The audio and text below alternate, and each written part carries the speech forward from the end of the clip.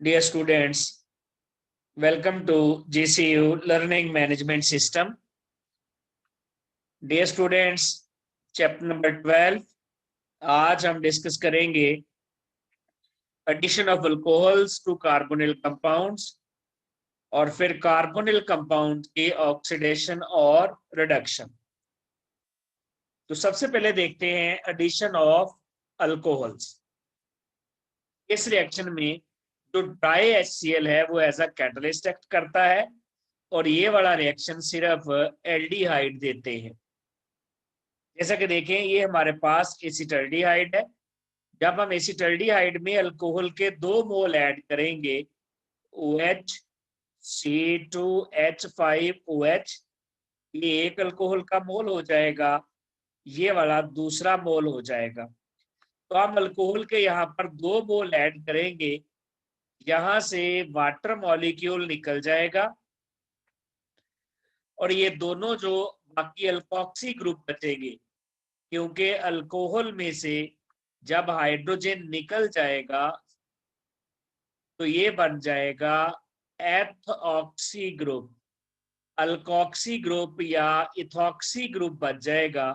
तो इस कार्बन के साथ 2 एथॉक्सी ग्रुप लग जाएंगे, ये बन जाएगा 1,1-डाई इथॉक्सी इथेन या एक एसिटल बन जाएगा। अगर हम अल्कोहल में 1 मोल ऐड करें, अगर हम 1 मोल यहाँ पर एल्डिहाइड के साथ अल्कोहल का ऐड करें तो हम कहते हैं ये हेमी एसिटल बन गया है। ये हमारे पास अल्कोहल है ROH। तो यहाँ पर ये H जो है ये ऑक्सीजन के पास शिफ्ट हो जाता है और ये OR कार्बन के पास चले जाता है। तो ऑक्सीजन बन जाएगा OH, कार्बन के साथ लग जाएगा OR। तो अगर हम 1 मोल अल्कोहल ऐड करें तो ये बनता है हेमी एसिटल।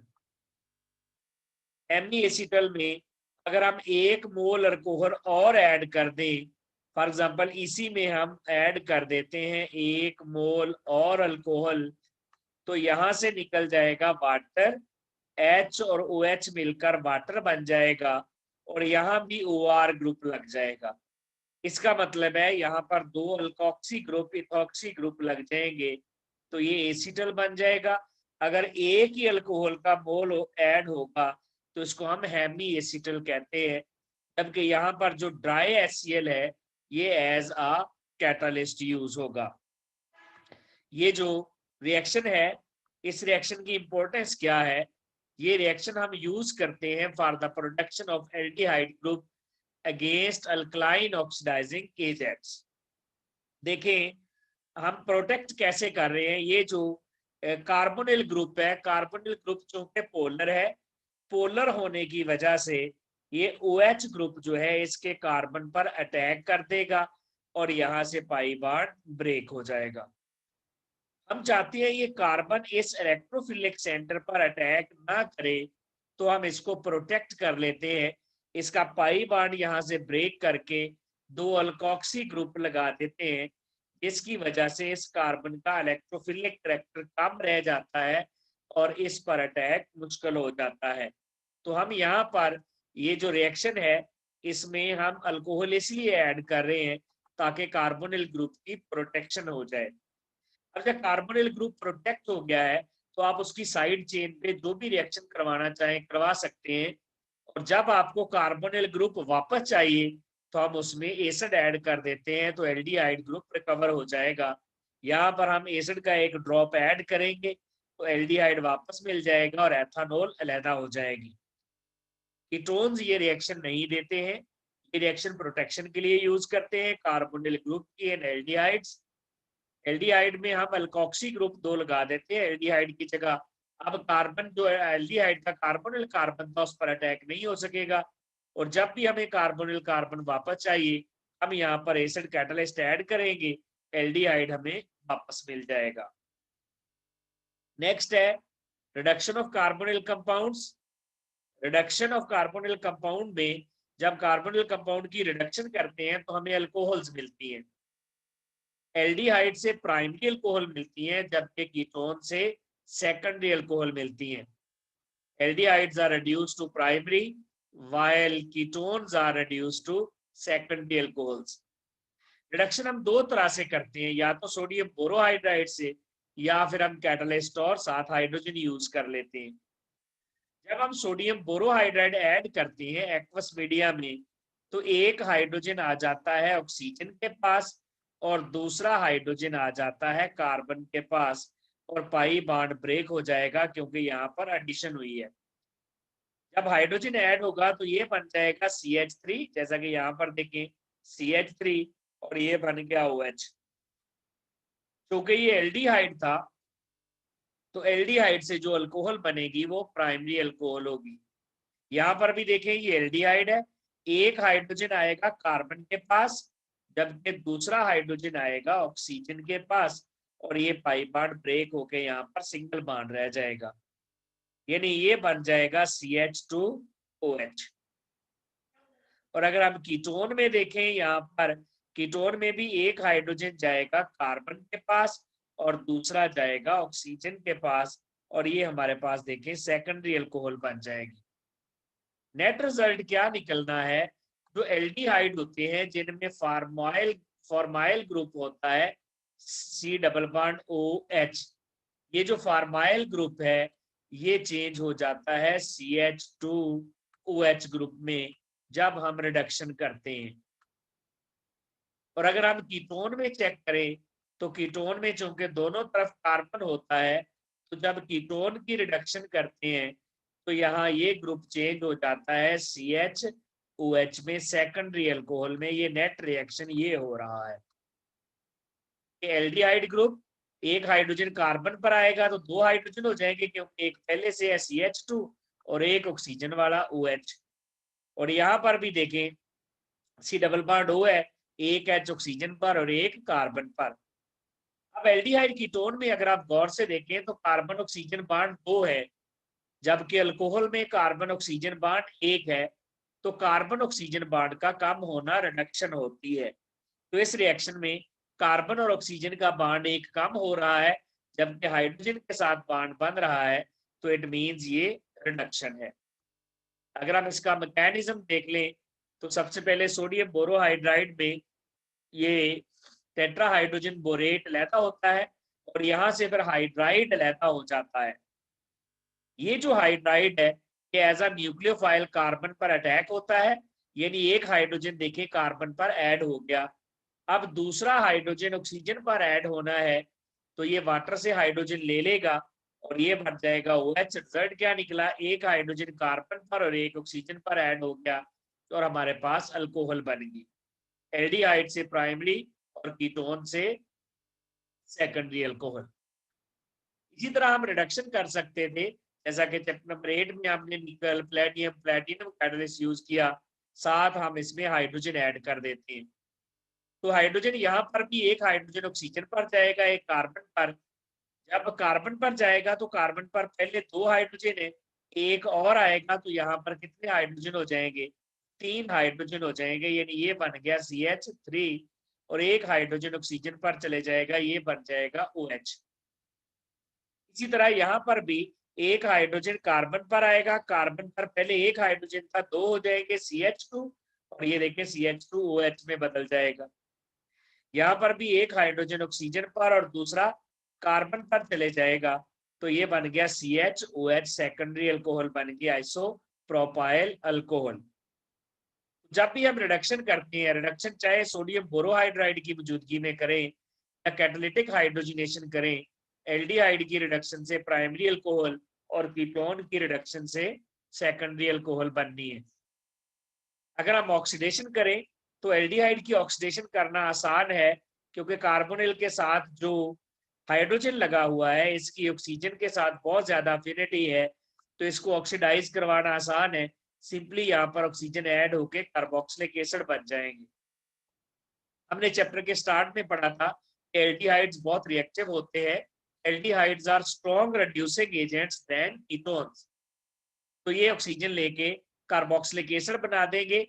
एल्डिहाइड्स के स्ट्रॉन्ग रिड्यूसिंग एजेंट है तो हम इनकी ऑक्सीडेशन माइल्ड ऑक्सीडाइजिंग एजेंट से भी कर सकते हैं, जैसा कि टॉलरेंस रीजेंट है, फैलिंग सॉल्यूशन है, बेनेडिक्ट है, ये हम नेक्स्ट लेक्चर में पढ़ेंगे भी।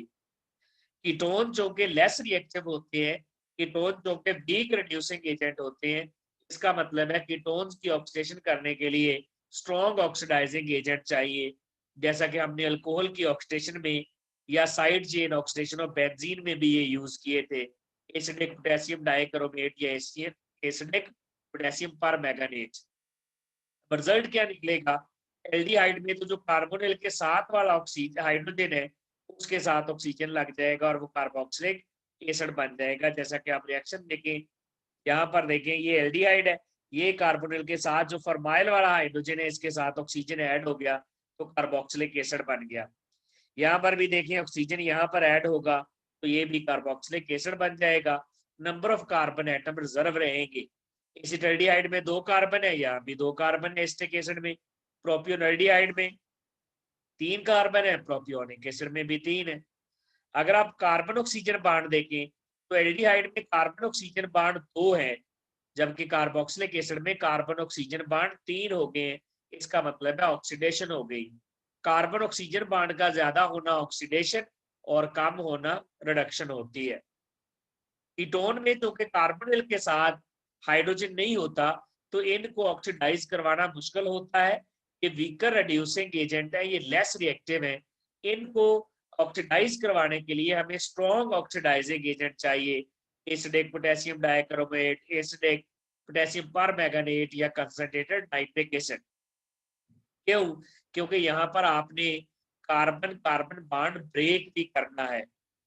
अगर कार्बन कार्बन बॉन्ड ब्रेक भी होना है, ये लेस रिएक्टिव भी है, वीक रिड्यूसिंग एजेंट भी है, तो फिर आप इनके लिए माइल्ड ऑक्सीडाइजिंग एजेंट यूज नहीं कर सकते।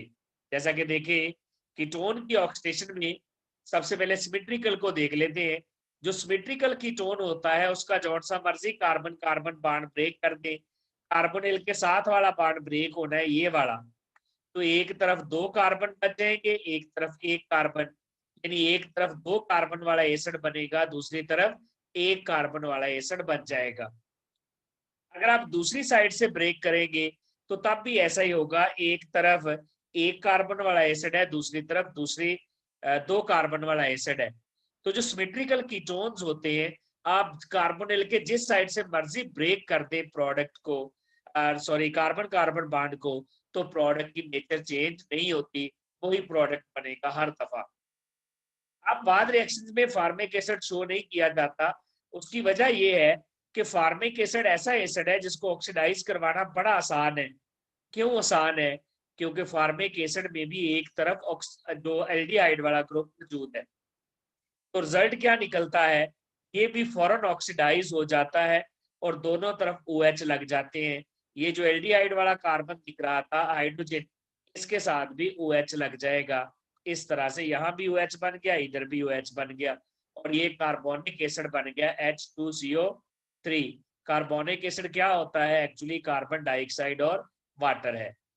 जैसा कि आपने चैप्टर नंबर 8 में कैटालिटिक ऑक्सीडेशन ऑफ मीथेन में भी यही पढ़ा था कि फार्मिक एसिड जो बनता है ये फर्दर ऑक्सीडाइज होकर कार्बन डाइऑक्साइड और वाटर बना देता है, यानी कार्बोनिक एसिड बना देता है।